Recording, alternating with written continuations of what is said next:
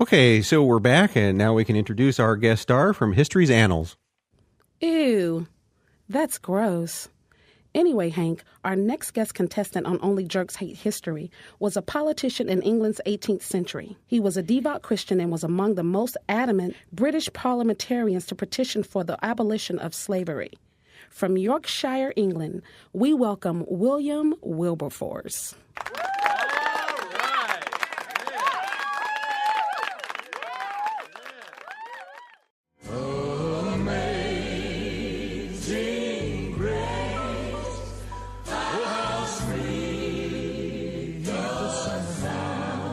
Well, we have another William in our studio.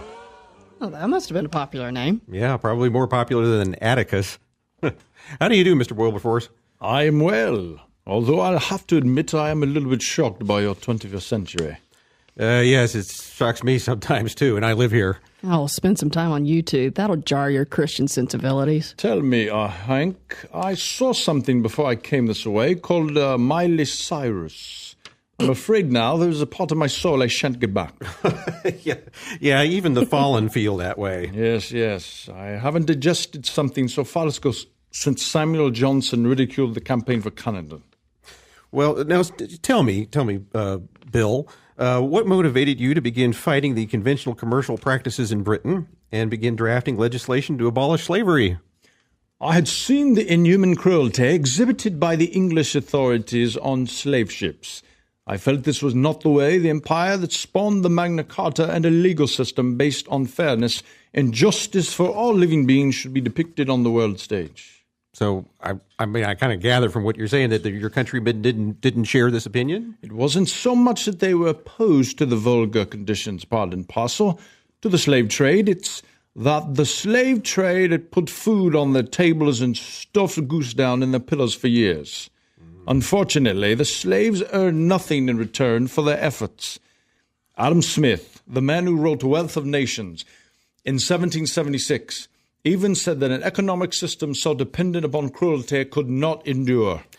Well, I agree. It took the U.S. a while to get our heads on straight, but hey, here we are in the 21st century. You know, slavery still exists in other parts of the world in slightly different forms. We should give thanks for our Christian providence. Hank, I don't think we've ever gotten this deep in 5 years. Bill, I saw the movie that they made about you called Amazing Grace, and it featured two of my favorite actors, Albert Finney and Michael Gambon. It was a nicely done film, but I think the critics derided it for some inaccuracies. Based upon this criticism, you mean to tell me you weren't really as awesome as the film depicted? If you are referring to my opium habit, the only response I can give to you is, dude! Okay. All right. Rock on. Yeah. All right, so you boys ready to play Only Jerks Hate History?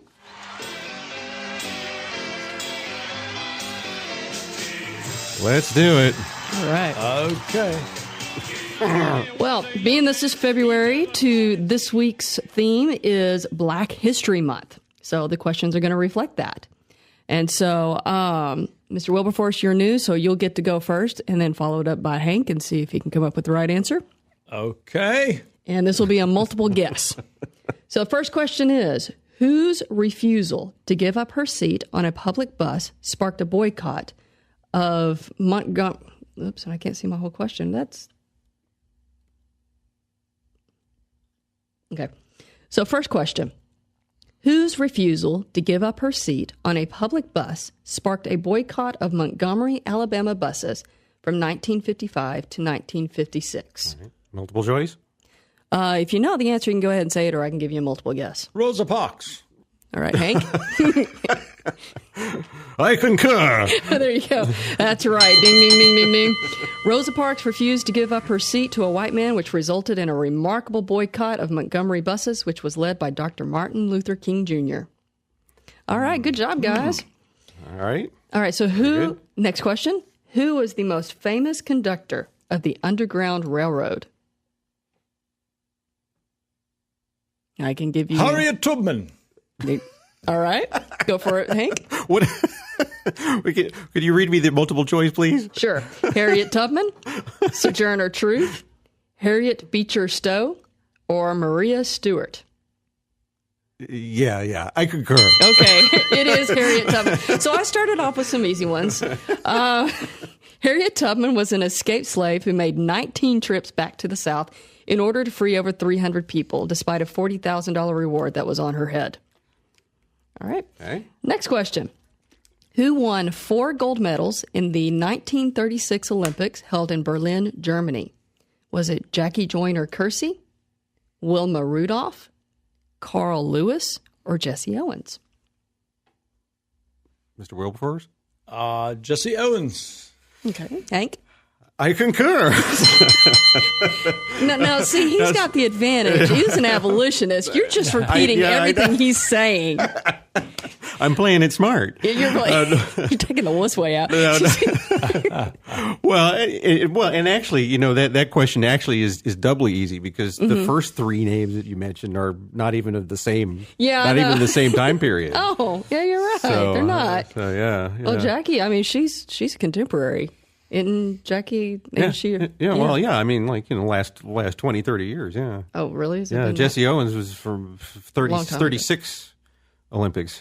Well, see, and I know that much about sports. Well, yeah. So figure y'all would know better. In fact, we did talk about Jesse Owens briefly on a previous show about his about how he performed in Berlin during Hitler's Hitler's reign. Yeah. Okay. And there was some speculation about Hitler was getting pretty hacked off because there's a black guy beating his Aryan nation people. Yeah.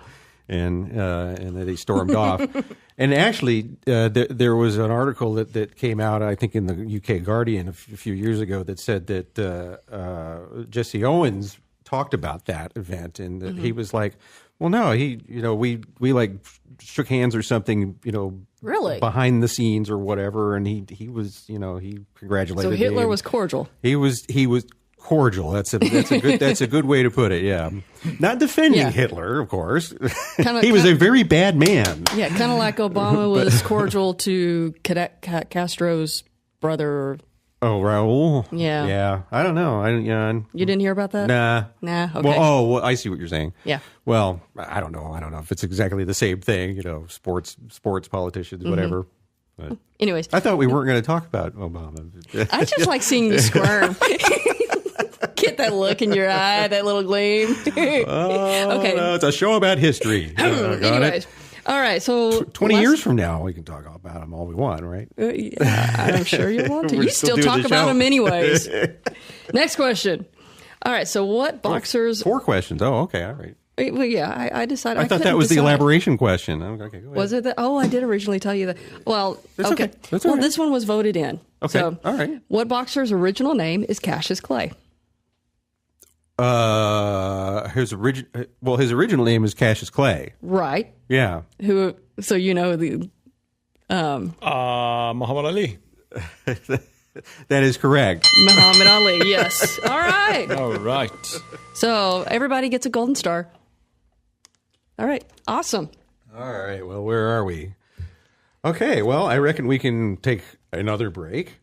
And then when we come back, we'll look at this day in February 2nd history with History Strikes Back.